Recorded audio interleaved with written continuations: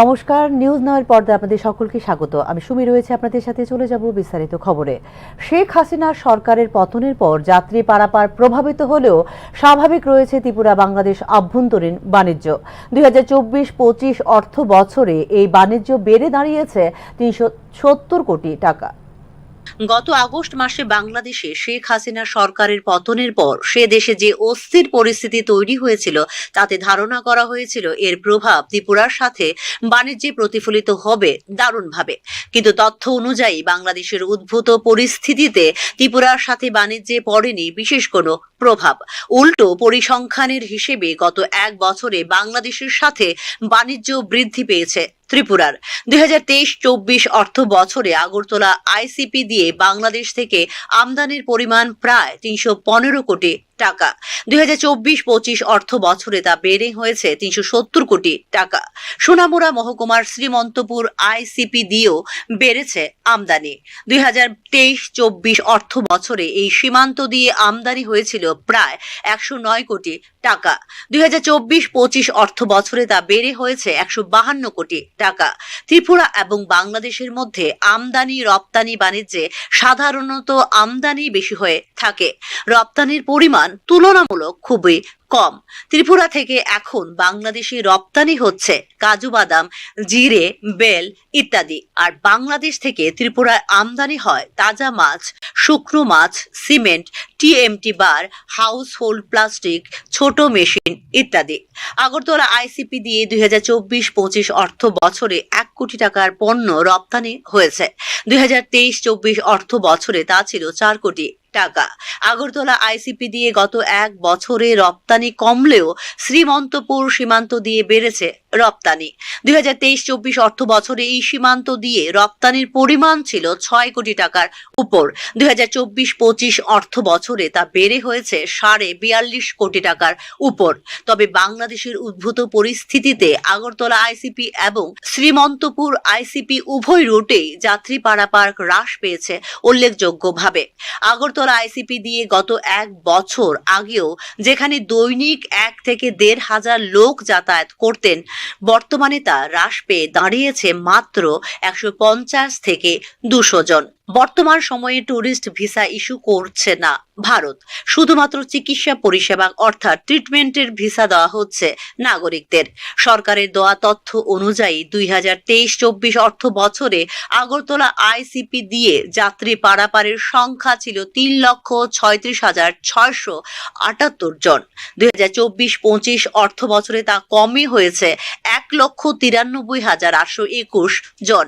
শ্রীমন্তপুর সীমান্ত দিয়ে 2023-24 অর্থ বছরে এই সংখ্যা ছিল 93,384 জন। 2024-25 অর্থ বছরে তা হ্রাস পেয়ে দাঁড়িয়েছে 63,970 জন। এদিকে ভবিষ্যতের কথা মাথায় রেখে ডিজিটাল করা হচ্ছে আগরতলা আইসিপি কে।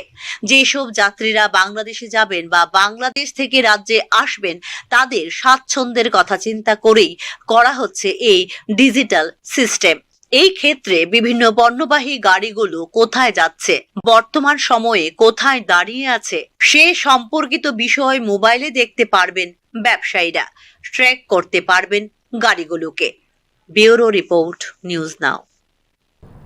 বাজারে সবজি কিনতে এসেছিলেন পাপাই কুণ্ড নামে রাজারবাগ এলাকার এক যুবক। সেখানে হঠাৎ একটি চেক রাস্তায় দেখতে পান যুবক পাপাই কুণ্ড। ইন্ডিয়ান ওভারসিজ ব্যাংকের এই চেকে লেখা ছিল 1 লক্ষ টাকা। স্বাক্ষর ছিল সুমন কান্তি দেবনাথের নামে। চেকটিকে হাতে নিয়ে অনেকক্ষণ অপেক্ষা করে কোনো দাবিদার না আসায় অবশেষে চেকটিকে নিয়ে উদয়পুর রাধাকিশোরপুর থানায় চলে আসেন পাপাই কুণ্ড। পাপাই কুণ্ডর সততার এই নিদর্শনে আপ্লুত সংশ্লিষ্ট এলাকার মানুষ। আজকে সকাল 9টা সাড়ে 9টার দিকে রাজারবাগ পঞ্চায়েত সমিতি তরকারি বাজারে একটা সুমন কান্তি দেবনাথ নামে একটা 1 লাখ টাকা চেক পাইছি। সকালে বাজার করতাম গেছিলাম, পরে এই চেকটা পাইছি, পাই সেটা আমি এক্ষুনি থানাতে না জমা দিয়ে দিচ্ছি। কত টাকা চেক আছে এটা? 1 লাখ টাকা চেক। দেখি কি নামটা আছে উনি? এই তো সুমন কান্তি দেবনাথ। এই সিগনেচার করেন আসলে? হ্যাঁ, সিগনেচার করা আছে। এখন পুলিশ আছে? পুলিশের কাছে আমি রিসিপ্ট করে দিয়েছি। আপনি কি নাম? আমার নাম পাপাই ব্রহ্ম। বাড়ি কোন? রাজারবাগ পঞ্চায়েত সমিতি। বিদ্যুৎ যন্ত্রণায় অতিষ্ঠ ফটিকরায় গোকুলনগর বাজারের পার্শ্ববর্তী গ্রাম গঙ্গানগরের বাসিন্দারা এক প্রকার বাধ্য হয়ে মঙ্গলবার ফটিকরায় গঙ্গানগরে 208 নম্বর বিকল্প জাতীয় সড়ক অবরোধ করে স্থানীয় এলাকাবাসী। গোকুলনগর গঙ্গানগরে বিদ্যুৎ না থাকায় দপ্তরের প্রতি ক্ষুব্ধ হয়ে এই পথ অবরোধ বলে জানিয়েছেন এলাকাবাসী। বিদ্যুৎ না থাকার কারণে পানীয় জল সংকটেও ভুগতে হচ্ছে বলে জানিয়েছেন এলাকাবাসীরা।